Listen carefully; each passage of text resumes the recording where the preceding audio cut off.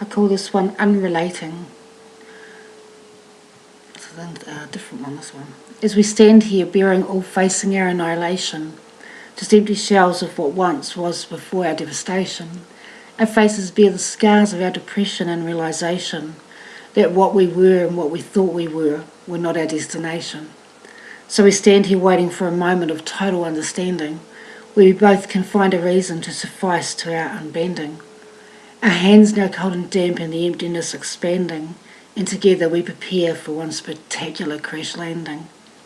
So we stand here barely taking in the extreme of our situation, trying to comprehend the grasping hold it has on our obliteration.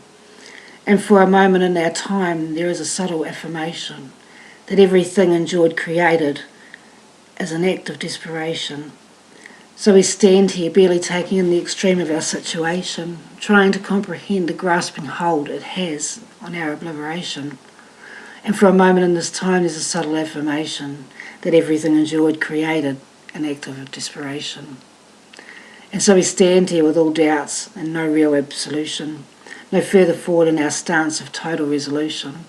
We stand here with closed hearts and eyes and fail to see solution, simply standing facing truth in our final execution. Two once stood here bearing all in indiscretion.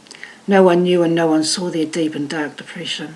Alone they stood there dying in slow and painful session. They stood there but they never saw, for neither showed expression.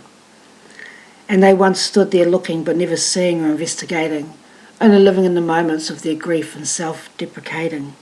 If only they had stood there, they could have ceased in hesitating, and fought for love in all its worth and its hope restating.